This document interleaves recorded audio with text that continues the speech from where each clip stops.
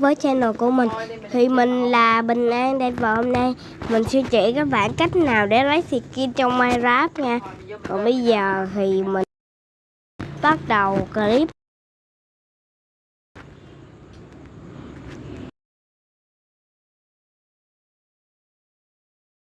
Giờ thì mình sẽ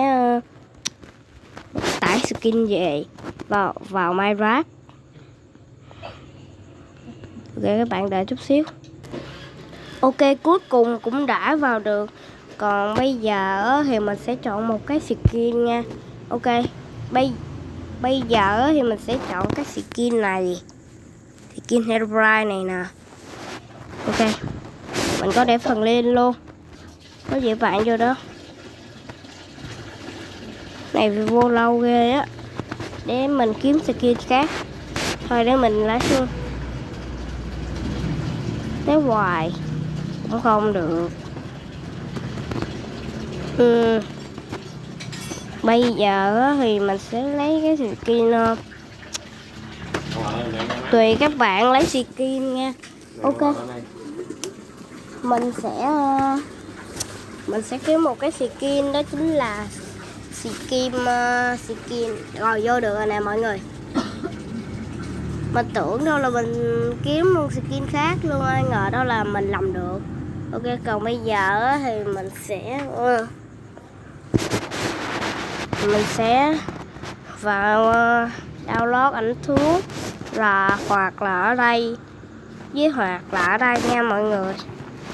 Ok, các bạn không có nhấn vô cái này đâu, các bạn chỉ nhấn cái hình máy tính tải xuống này thôi. Ok, các bạn nhấn vào thì đợi chút xíu. Ok, các bạn tải thì nó cũng hơi lỗi. Còn bây giờ thì mình sẽ vào cái hình Minecraft này thôi, cái hình cục này nha.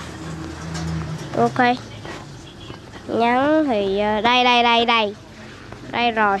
Các bạn không cần đâu, chắc nó tự vậy á. Ok, nhấn vào.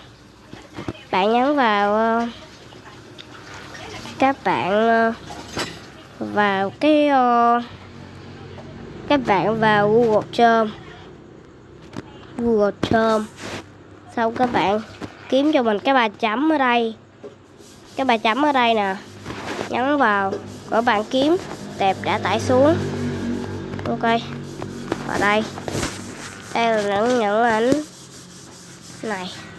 Ok, để mình vào bộ sưu tập, và nó cũng có 2 ảnh. Sẽ xóa ảnh này đi. Các bạn nhấn vào chữ xóa.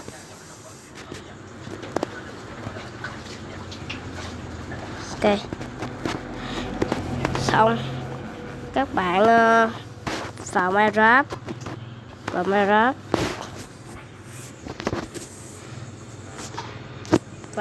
nha. Nhấn vào đây. Minecraft này mình tải ra bằng VPN, để bữa nào mình sẽ chỉ các bạn. Còn không biết mình chỉ không nữa, để xíu mình lên kênh của mình đây. Ok, rồi các bạn xóa giùm mình. Các bạn nhấn vào các bạn nhấn vào Karate gì nè.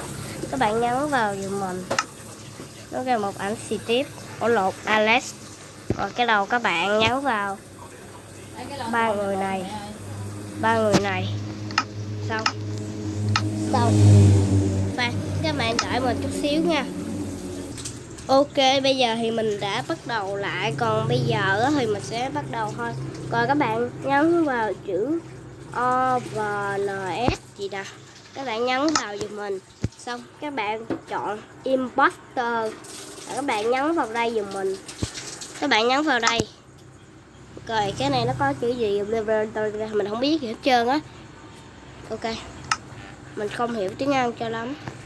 Ok, các bạn nhấn vào đây giùm mình. Và xong vào bộ sưu tập. Sang nhấn vào bộ sưu tập giùm mình. Xong các bạn thấy một cái hình Herobrine skin của mình đây. Các bạn nhấn vào nó sẽ ra skin. Đây là skin ốm và một skin mập. Ok, skin của người ta là mập không ốm nha mọi người. Ok các bạn, mình sẽ chọn vào skin mập. Ok, skin mập xong rồi, với lại xong các bạn vào setting giùm mình.